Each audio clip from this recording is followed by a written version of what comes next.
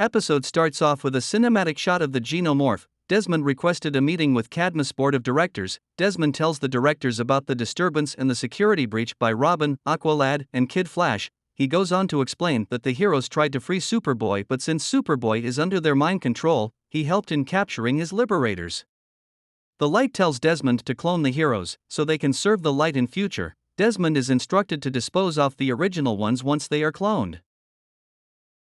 Kid Flash hears a voice in his head, asking him to wake up. As he wakes up, he finds Superboy standing in front of them. Desmond instructs his assistant to initiate cloning procedure for Project Sidekicks. Desmond finds that Superboy's chamber is empty and asks about his whereabouts. Guardian tells Desmond that Superboy helped in carrying the intruders to the cloning chambers. Desmond orders Guardian to put Superboy back in his chambers. Aqualad and Kid Flash confront Superboy on turning up against them, after they tried to free him. Aqualad realizes Superboy was under mind control. Superboy tells them that he was not in control of his actions. He tells them that he is a xenomorph, created from Superman's DNA to take his place if he ever leaves or turns up against the light. He goes on to explain, he can read, write and has images implanted into his mind. Robin asks Superboy if he has ever been outside and has seen the moon.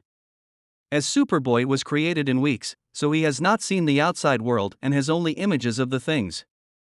Heroes tell him, if he helps them escape, they will show him the outside world, like moon, trees, and they will even take him to meet Superman.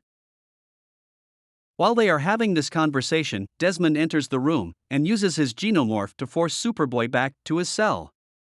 As Superboy leaves for his chamber, Desmond instructs his assistant to start the cloning procedure. As they begin to extract DNA and memories from the heroes, Desmond tells the alien to dispose them off once cloning is completed. Aqualad tries speaking to Superboy as he must have superhearing. He goes on to tell Superboy that he should be able to make his own decisions in life, instead of following orders and living in a chamber. He asks him to do the right thing. Superboy returns to free the heroes. As heroes run off with Superboy, Desmond vows that they will not escape and he will have them back in their pods by morning.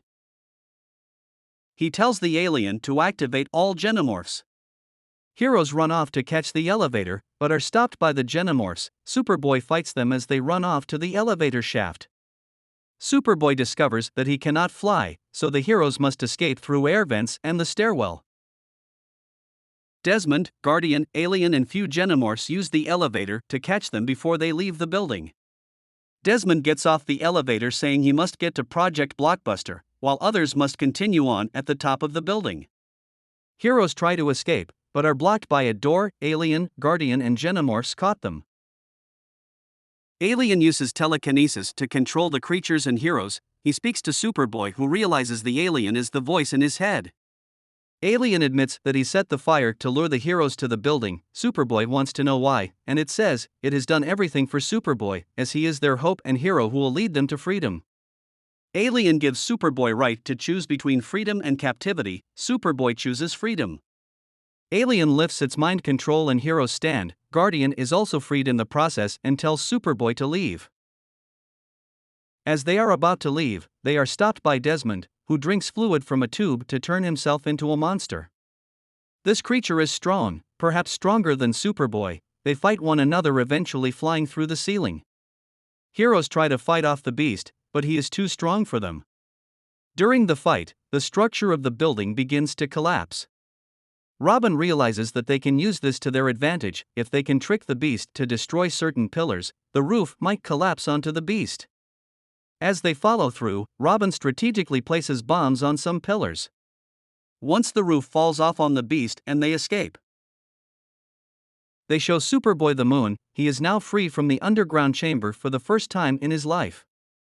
League show up at the same time and Superman meets Superboy.